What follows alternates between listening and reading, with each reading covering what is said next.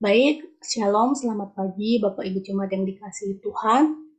Mari pada pagi hari ini saya mengajak kita semua untuk boleh melihat firman Tuhan. Dan kita akan baca bersama dari Kisah Para Rasul, pasalnya yang ke-9 ayat 1-9 dan dilanjutkan di ayat yang ke-17 sampai 22. Bapak Ibu Jemaat boleh memperhatikan dari Alkitab masing-masing. Kisah Para Rasul pasal 9 ayat 1-9 dan dilanjutkan dengan ayatnya yang ke-17 sampai 22. Saya akan membacakannya, demikian firman Tuhan. Sementara itu berkobar-kobar hati Saulus untuk mengancam dan membunuh murid-murid Tuhan. Ia menghadap imam besar dan meminta surat kuasa daripadanya untuk dibawa kepada majelis-majelis Yahudi di Damsyik, supaya jika ia menemukan laki-laki atau perempuan yang mengikuti jalan Tuhan, ia menangkap mereka dan membawa mereka ke Yerusalem. Dalam perjalanannya ke Damsyik, ketika ia sudah dekat kota itu, tiba-tiba cahaya memancar dari langit mengelilingi dia. Ia rebah ke tanah dan kedengaranlah olehnya suatu suara yang berkata kepadanya, "Saulus, Saulus, mengapakah engkau menganiaya aku?" Jawab Saulus, "Siapakah engkau, Tuhan?" Katanya, "Akulah Yesus yang kau aniaya itu. Tetapi bangunlah dan pergilah ke dalam kota, di sana akan dikatakan kepadamu apa yang harus kau perbuat." Maka termangu-mangulah teman-temannya seperjalanan, karena mereka memang mendengar suara itu, tetapi tidak melihat seorang juga pun. Saulus bangun dan berdiri, lalu membuka matanya, tetapi ia tidak dapat melihat apa-apa. Mereka harus menuntun dia masuk ke Damsyik. 3 hari lamanya ia tidak dapat melihat, dan 3 hari lamanya ia tidak makan dan minum. Lanjut ayat yang ke-17. Lalu pergilah Ananias ke situ dan masuk ke rumah itu. Dia menumpangkan tangannya ke atas Saulus, katanya, "Saulus, saudaraku, Tuhan Yesus yang telah menampakkan diri kepadamu di jalan yang engkau lalui, telah menyuruh aku kepadamu, supaya engkau dapat melihat lagi dan penuh dengan Roh Kudus." Dan seketika itu juga seolah-olah selaput gugur dari matanya, sehingga ia dapat melihat lagi. Ia bangun lalu dibaptis, dan setelah ia makan, pulihlah kekuatannya.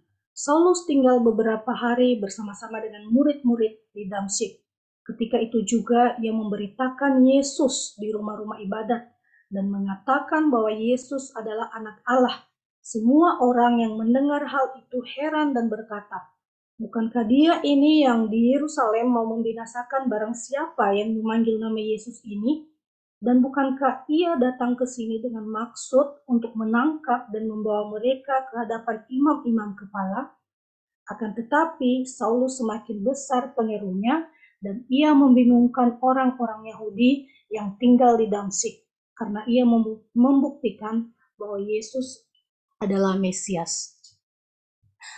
Bapak Ibu Jemaat yang dikasihi Tuhan, renungan pada pagi hari ini saya beri tema yaitu hidup yang diubahkan. Sebagaimana kita ketahui bahwa pertobatan sangat erat kaitannya dengan perubahan hidup. Ketika hidup mengalami perubahan, ketika hidup mengalami pertobatan, maka hidup mengalami perubahan yang semakin serupa dengan Kristus. Jika seseorang mengaku bahwa dirinya sudah mengalami pertobatan, maka seharusnya ada perubahan yang terjadi. Ada perubahan yang terlihat terjadi di dalam dirinya. Perubahan ini bisa terjadi baik secara ekstrim, tetapi bisa juga terjadi secara perlahan. Pengalaman pertobatan yang dialami oleh Saulus di sini, yang kemudian berubah namanya menjadi Paulus, ini termasuk perubahan yang bisa dibilang ekstrim. Perubahannya di sini sangat terlihat jelas. Paulus adalah nama Yunani dan Saulus ini adalah nama Ibraninya. Paulus hidup dengan tradisi Yahudi yang sangat kuat pada masa itu. Dia hidup dan bergaul dengan Taurat Tuhan dari masa dia kecil. Bahkan Paulus belajar Taurat di bawah Gamaliel yang merupakan seorang rabi Yahudi yang sangat terkenal pada saat itu. Di dalam berbagai suratnya, Paulus juga sangat menekankan bahwa dia benar-benar orang Yahudi yang asli, bukan orang Yahudi yang palsu. Dan Paulus ini sangat taat terhadap hukum Taurat. Kehidupan Yahudi Paulus sebelum mengenal Kristus adalah hal yang sangat ia banggakan sekali. Dan dia sangat fanatik terhadap ajaran-ajaran Yahudi. Bahkan dia sampai membenci orang-orang Kristen pada masa itu dan menuduh orang-orang Kristen sebagai penista Yahudi pada saat itu. Bagi para ahli Taurat dan iman pada saat itu, kekristenan ini adalah ajaran sesat dan ancaman bagi kehidupan Yahudi. Ya, karena kekristenan mengajarkan tentang Yesus sebagai Tuhan dan Juru Selamat. Kebencian ini juga dialami oleh Paulus. Kebencian yang ada di dalam dirinya sampai mendorong Paulus untuk mau menangkap, untuk mau menyiksa, dan untuk mau membunuh orang-orang Kristen. Di pasal sebelumnya, yaitu pasal 8 ayat 1. Di sana dicatat bahwa Paulus setuju Stefanus untuk dibunuh. Hal ini memperlihatkan dengan sangat jelas bahwa Paulus ini adalah seorang yang sungguh sangat kejam, dengan alasan ingin menegakkan ajaran Yahudi dan Taurat. Pada ayat 1 yang telah kita baca tadi, firman Tuhan mencatat bahwa dia memiliki hati yang berkobar-kobar. Dia memiliki hati yang berkobar-kobar untuk memusnahkan orang Kristen di Damsyik. Dia meminta surat kuasa tugas untuk menangkap orang Kristen. Hal ini menunjukkan bagaimana keadaan hati Paulus yang dipenuhi oleh rencana-rencana jahat untuk mengancam dan membunuh orang-orang percaya. Mungkin demikianlah, mungkin itu gambaran Paulus sebelum Paulus mengenal Kristus. Bagaimana hidupnya di dalam kejahatan dan dosa yang sangat-sangat gelap. Di dalam kehidupannya yang berdosa itu, Yesus memanggil dia di tengah perjalanannya menuju Damsyik. Paulus yang begitu berdosa, Paulus yang begitu jahat dipanggil oleh Tuhan. Jika kita mungkin berpikir, tindakan yang dilakukan Tuhan di sini membuat kita terheran, sebab bagaimana mungkin orang jahat itu dipanggil oleh Tuhan. Tetapi perjumpaan Paulus dengan Yesus secara pribadi yang ada di ayatnya yang keempat sampai keenam membuat dia merenungkan tentang Yesus, membuat dia merenungkan siapa itu Yesus. Jika kita memperhatikan cerita ini, maka Paulus tinggal di Yerusalem ketika Yesus masih hidup. Itu berarti dia mungkin banyak mendengar tentang Yesus di Yerusalem, atau bahkan pernah bertemu, atau bahkan pernah menyaksikan mukjizat yang Yesus lakukan. Sekalipun dia mendengar tentang Yesus, dia tidak menjadi percaya, tetapi dia malah bersikap sebaliknya, yaitu semakin membenci Yesus. Di dalam masa butanya selama 3 hari, di sanalah dia merenungkan semakin dalam tentang Yesus ini. Roh Kudus memberikan dia pengertian yang semakin jelas tentang Yesus yang selama ini dibencinya. Dalam perenungannya selama 3 hari buta, Paulus menjadi percaya kepada Yesus. Sehingga hidup Paulus dipulihkan dan dia mengalami perubahan. Di dalam mengalami pertobatan yang mengubahkan hidupnya, Paulus tidak berjalan sendirian, tetapi pertumbuhan imannya didukung oleh pengajar, oleh orang-orang percaya yang ada di Damsyik pada saat itu.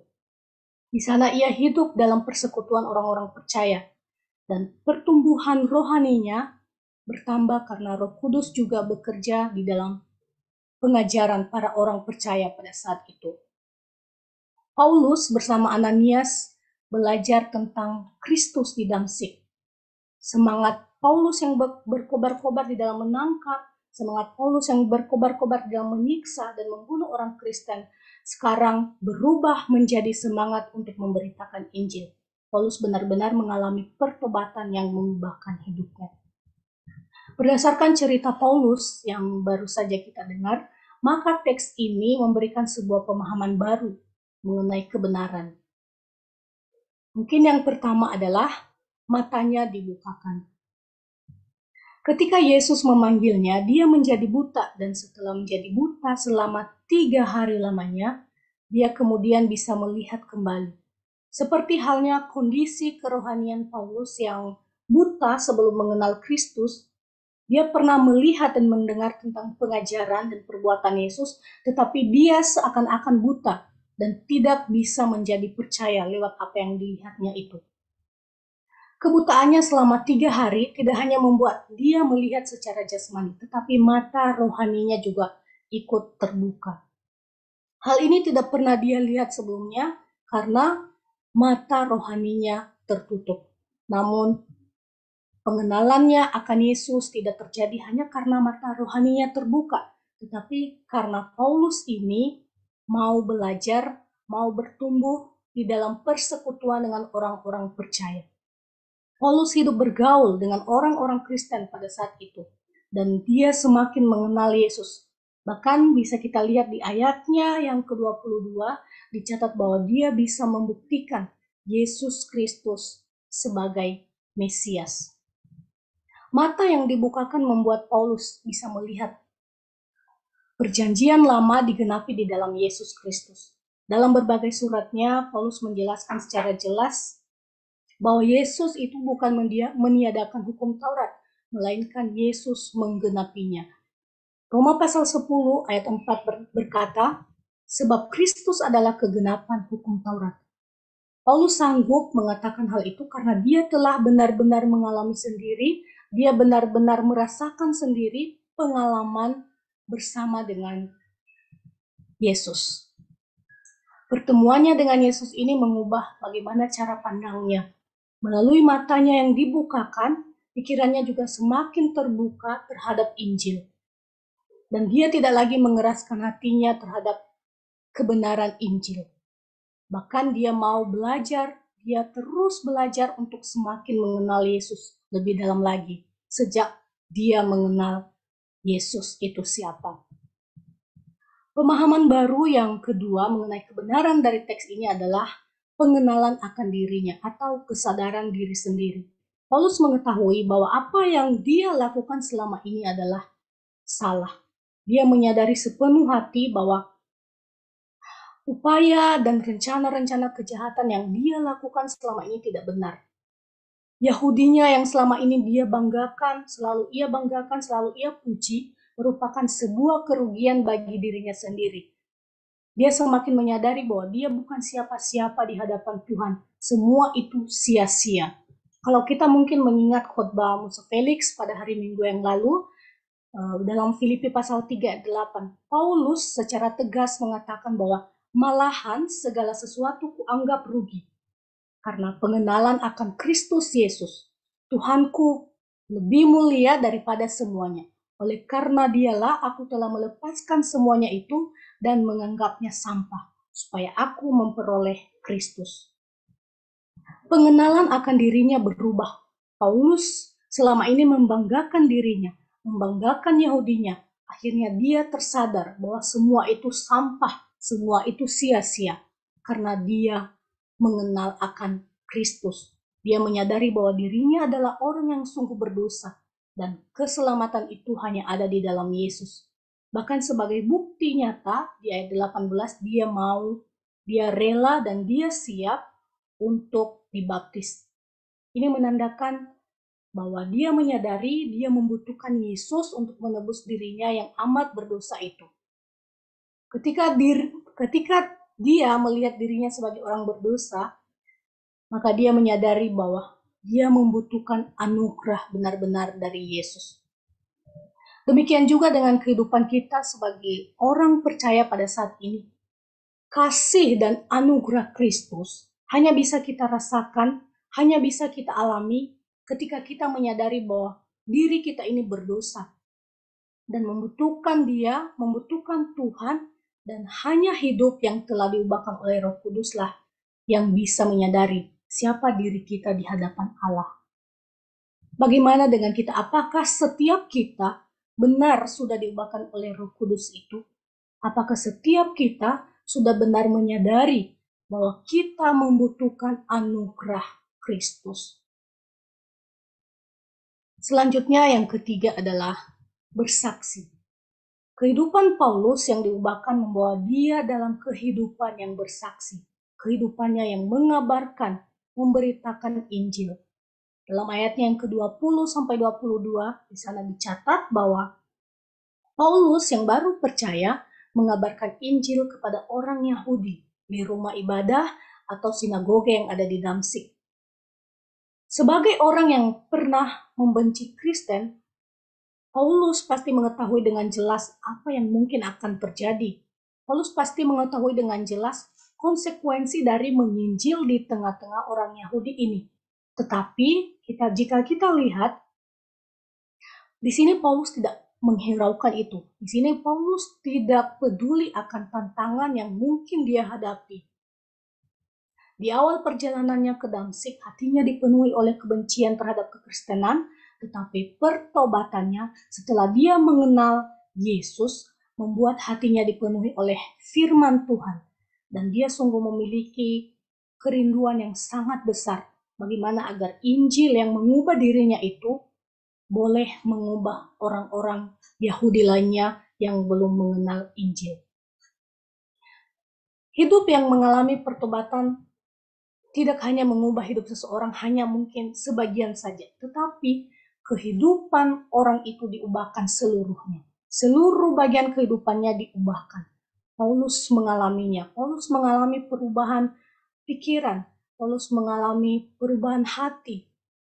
Sehingga dia benar menyadari siapa dirinya dan dengan kerendahan hati dia siap dan dia mau melayani Tuhan dengan apa yang dia bisa. Dia melayani Tuhan dengan apa yang dia mampu. Beberapa teolog dan sejarawan mengatakan bahwa Paulus memiliki banyak kelemahan, terutama kelemahan fisik dengan suara gagap dan kaki yang pincang. Tetapi hal itu tidak dijadikannya sebagai hambatan untuk melayani Tuhan. Pada saat ini sebagai orang percaya, sudahkah hidup kita bersaksi sedemikian rupa? Apakah sudahkah kita benar-benar menjadi orang yang memberitakan kabar baik itu kepada orang yang belum mengenalnya? Sudahkah kita benar-benar mengalami perubahan seperti yang Paulus alami? Saulus sebelum berganti nama menjadi Paulus adalah orang yang sangat jahat, orang yang sangat kejam. Tetapi Tuhan tetap mau memakai Paulus. Tuhan memakai Paulus bukan di saat dia penuh dengan kejahatan, tetapi di saat dia telah mengalami perubahan hidup, yaitu sejak mengenal Kristus. Ketika dia menyerahkan dirinya, ketika dia mau dibaptis dan menjadi saksinya, Tuhan memakai dia, Tuhan memakai hidupnya. Tuhan memakai Paulus bukan karena dia hebat, Tuhan memakai Paulus bukan karena dia pintar, tetapi karena Paulus mau meresponi panggilannya dengan benar, yaitu Paulus mau menyerahkan hidupnya dan mau untuk diproses. Seharusnya kehidupan kita sudah diubahkan sejak kita mengenal Kristus. Amin. Tuhan memberkati. Minta dengan kasih, Mus Andi boleh berdoa untuk